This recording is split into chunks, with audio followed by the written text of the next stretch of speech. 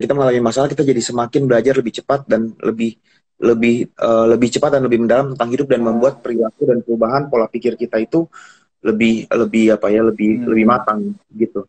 Uh, ketika Hmm. ketika Jadi, kita dihadapkan jadi kita dihadapkan dengan masalah yang lebih besar lagi kayak mungkin sekarang teman-teman mungkin notice apa yang terjadi di media apa segala macam, padahal saya pun tidak bingung apa yang terjadi kayak gitu tiba-tiba muncul mungkin mengajarin kita untuk bersyukur setiap hari gitu.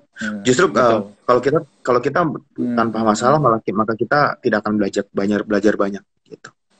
Alkitab selalu ada orang-orang yang kemudian dipakai hidupnya oleh Tuhan jadi orang besar, tapi selalu di seputaran mereka itu orang-orang yang mengkritik, orang-orang yang mencaci maki, orang-orang yang merendahkan. Nah, saya yakin sebagai tokoh muda yang kemudian terpilih, pasti selalu ada yang setuju, ada yang mendukung banget, ada yang berharap terus menginspirasi, tapi ada yang berharap kayaknya dia nggak layak, ini kayaknya dia nggak mampu. Dan itu kemudian muncul di tengah-tengah situasi di mana situasi menjadi keruh karena orang-orang yang yang ikut campur menambahi masakan itu dengan bumbu-bumbu masakan Padang, jadinya semakin pedas. Nah, respon dari Bro Billy untuk menghadapi orang-orang yang nggak suka, bahkan orang-orang yang kita nggak kenal tapi terus ngomongin kita bagaimana? Itu juga bagian daripada orang yang selalu melengkapi hidup kita. Tanpa mereka kita tidak mungkin lengkap hidupnya. Jadi ada salah satu filsuf yang berkata bahwa we have to embrace both praise and criticism. Jadi seorang yang gentleman, seorang yang sejati itu adalah mereka yang sanggup hatinya untuk bukan hanya mendengar puji-pujian, tetapi juga mendengar caci-cacian.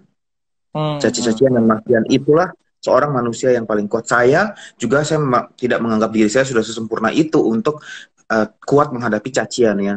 Tetapi apa yang terjadi saat ini membuat saya tuh terlatih sekali. Saya sedang melatih diri saya sekali.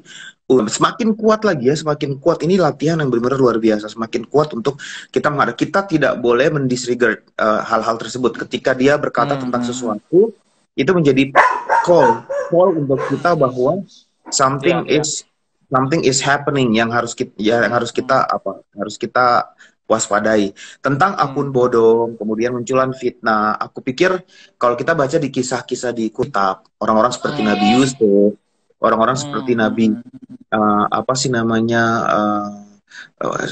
Musa, tadi saya cerita Daniel, itu mereka juga tidak lepas dari fitnahan. Jadi tergantung bagaimana fitnahan itu kita sikapi. Ada yang langsung muncul dengan marah, ada yang akhirnya mentalnya jadi kuat kayak gitu. Oke, berarti setidaknya saya masih saya juga masih berlatih. Saya sedang berlatih diri saya. Puji Tuhan, saya bersyukur sekali kepada Tuhan bahwa apa yang terjadi saat ini buat saya itu membuat saya sedang belajar lagi nih. Saya sedang ditempa lagi. Begitu kuat ya. 4 bulan yang lalu ketika nama saya muncul, menjadi kebanggaan, kebahagiaan buat orang tua, buat keluarga.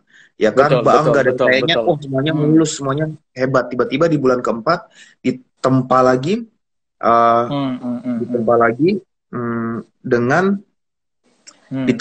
dengan apa sih namanya badai omongan lah. Badai omongan, dan ini mengingatkan bahwa kamu tidak hebat, ada Tuhan yang lebih hebat.